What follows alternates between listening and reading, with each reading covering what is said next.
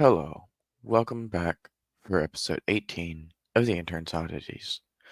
Today, the intern, me, will be revisiting the Mandela Effect.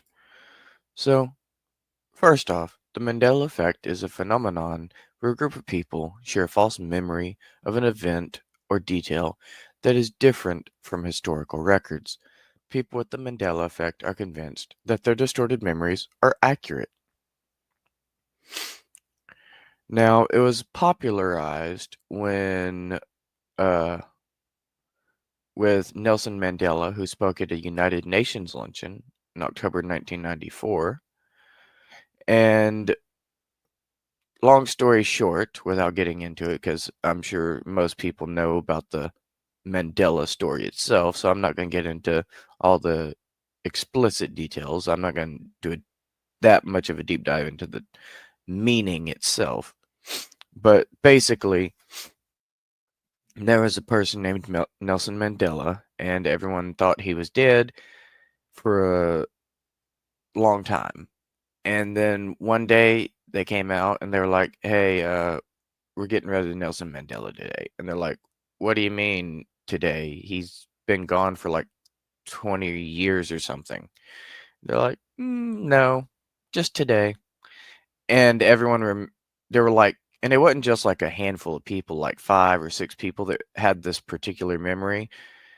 It was like hundreds of people, if not thousands of people that had this quote unquote false memory per se. And it was like too many people to be ignored. And that was the first one that we noticed, but that was not the last. So today, I think I would like to discuss some of these examples, such as Ed McMahon and the Publishers Clearinghouse. Many people remember Ed McMahon handing out giant checks to families, but he was never a spokesperson for the company. His face was just on the envelopes. So let's go ahead and look up a picture of him real quick and see if we recognize him. Give me 1 second.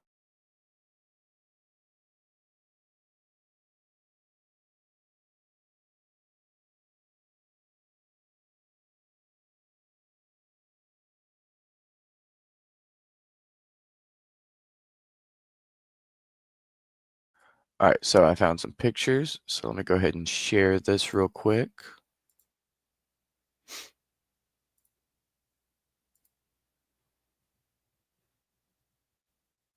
Okay, so there you go. You can see it now. All right, so real quick, this is the person known as Ed McMahon. This is the one that they are saying that most people remember him handing out the giant checks to the families.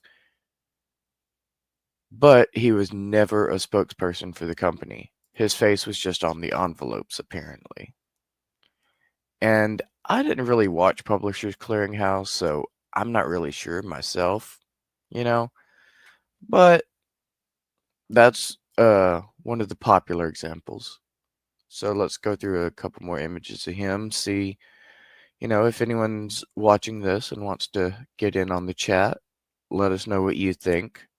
Do you remember ever seeing this man on um, handing out checks for Publishers Clearinghouse?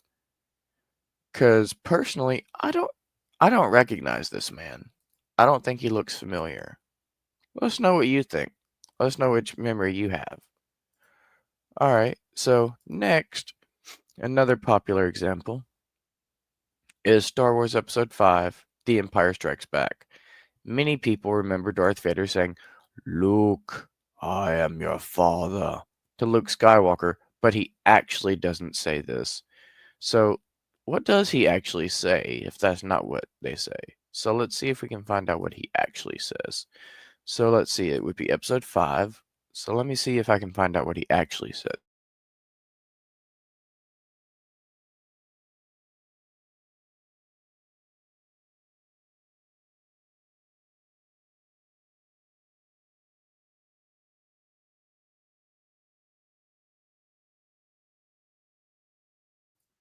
Okay, so I found it It says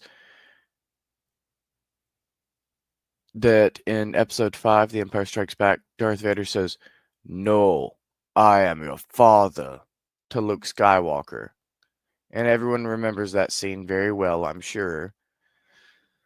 And so if you've ever seen Star Wars, or at least heard of Star Wars, which I don't know how you could go this long and not have heard of Star Wars, but I remember, even though I've never actually seen the movie, I have played the video games, and I played that particular game as well where he said that. And I mean, it's such a popular thing, like one of the most popular things of all time. So how could so many different people have such a vividly false memory? That one is pretty interesting to me because I remember him saying, "Luke, I am your father." Because I always remember people talking about it and everything. Like it was one of the most iconic moments in the whole entire series. How could so many people get that wrong? There's something weird going on with that one. Then Snow White and the Seven Dwarfs is another popular example. Many people remember the line, "Mirror, mirror on the wall, who's the fairest of them all?" But it actually starts with "magic mirror on the wall." And come on, I grew up watching Snow White, and I have very, very vivid memories of that. And I am confident that in my universe it said, "Mirror, mirror on the wall, who's the fairest of them all?" And I have a few Mandela effects myself, which I'm going to get into one of my own personal Mandela effects here in a minute. But I definitely remember it saying "Mirror, mirror on the wall." And I watched this movie, like, a lot when I was a kid. Like, I used to watch this on VHS tape. Yeah, I'm old, I know. I used to watch VHS tapes. I'm that old. I'm about as old as TV. Oh, no. I think I'm maybe you know what? Let's see. I don't know when TV was invented off the top of my head, and I'm not gonna bother looking it up right now. We're doing Mandela Effect. I'm getting distracted. So the King Henry VII portrait is another example. Many people remember King Henry. Oh, sorry, the eighth. It's Roman numerals, and yeah. Anyways, King Henry VIII holding a turkey leg in a portrait by Hans Holbein the Younger, but he's actually holding gloves in one hand and a chain in the other. Now, I'm not like a big art fanatic or anything, but this was a very popular painting, and I personally remember him holding the turkey leg because I always thought it was funny because it was just so silly. Like, it just reminded me, and that's, like, why one of the main reasons, like, that painting of King Henry is one of the main reasons why, at least I personally, always seem to associate medieval times with great feasts and eating turkey legs. That's one of the first things I think of when I think of, medieval times. And then another popular example is Neil Armstrong's death. Many people don't remember that Neil Armstrong died in 2012. I apparently am one of those people. I did not know that that happened. But I also don't really keep up with him, so that one doesn't really surprise me all that much. Now, from my own personal Mandela effect, I would like to discuss my Mandela effect now. And I seem to be the only person on this entire planet with this particular Mandela effect. I can't find anyone else that has this one. I'm all alone with my Mandela effect. But I feel so confident. So here's my story. Do y'all remember Mad TV? It was kind of like SNL, but it was on I think it was on Fox. But anyways, regardless of what channel it was on, that's irrelevant. But there used to be a TV show called Mad TV. I'm sure you remember it, and if you don't, well, now you know about it.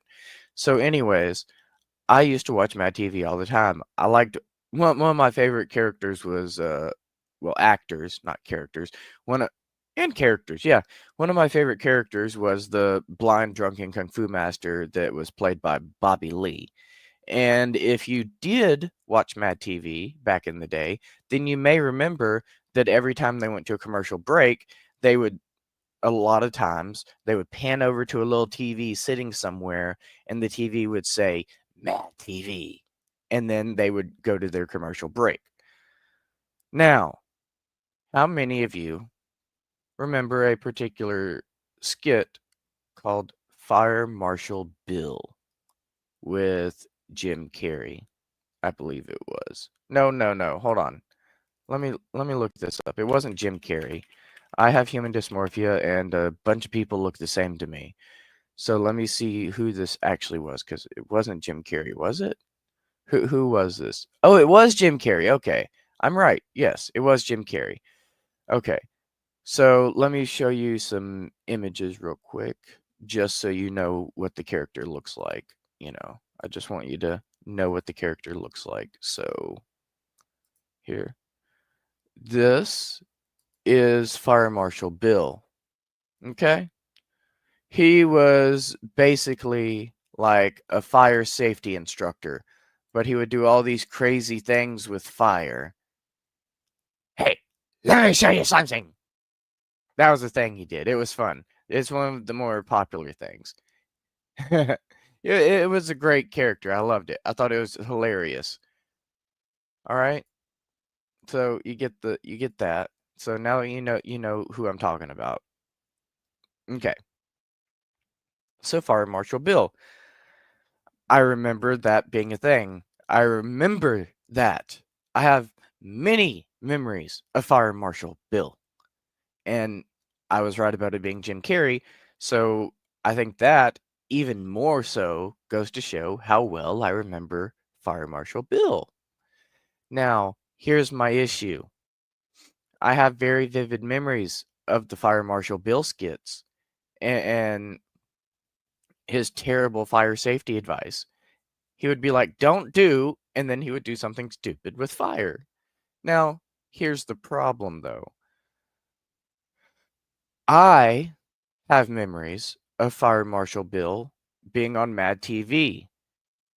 Like, I specifically remember it, and every time at the end of the skit, it would cut over to the Mad TV before the commercial break.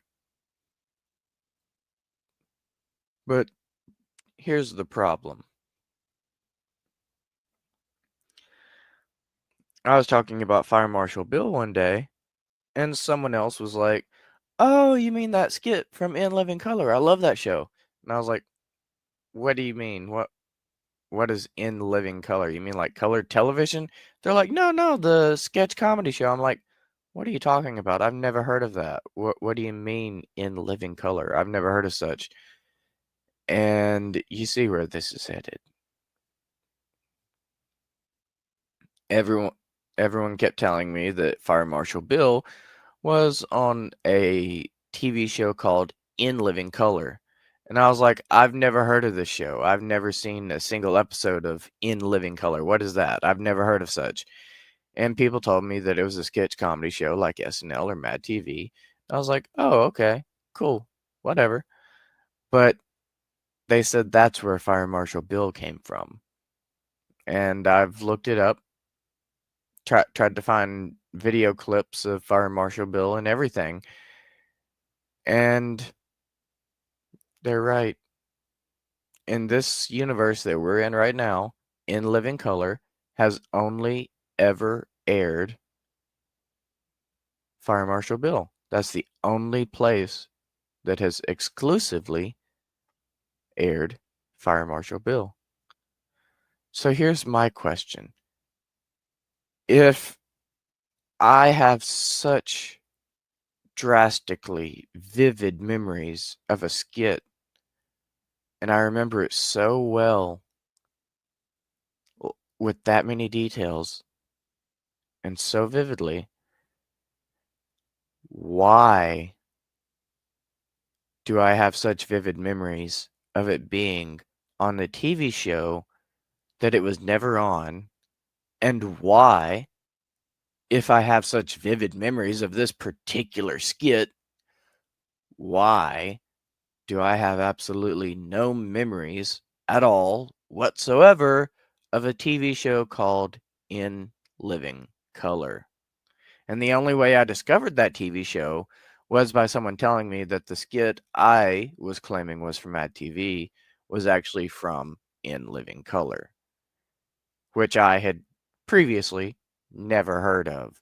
How could I watch an entire show and not even know of the name of it? Like, for years, even. Like, that's what I want to know. How would you watch an entire show for years and not even know the name of the show you're watching? Like, or remember, like, I don't remember one single skit from the entire show other than Fire Marshal Bill. That's the only one.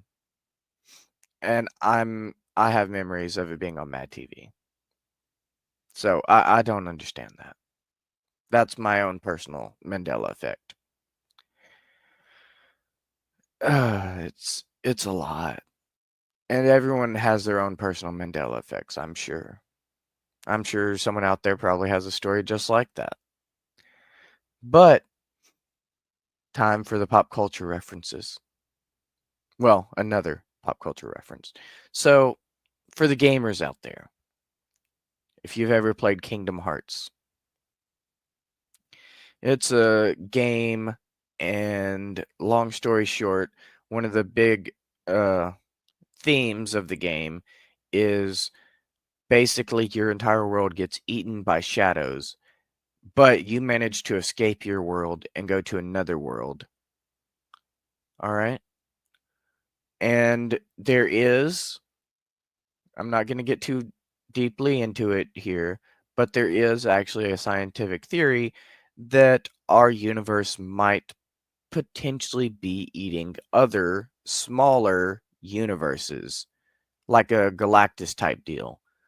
So take those two ideas, put them together, and think about it for a minute. If our universe is really going through and eating other smaller universes, then that might actually explain the Mandela effect. Because in Kingdom Hearts, when you got to a new planet, you still had your memories of the old planet, but it didn't really match up with the facts of your new planet. So, if with that in mind, just as the pop culture reference basis for this, and the scientific theory of our universe is essentially like Galactus or something, if that were actually true, and they're able to prove that, that might possibly explain the Mandela effect. Because here's my theory.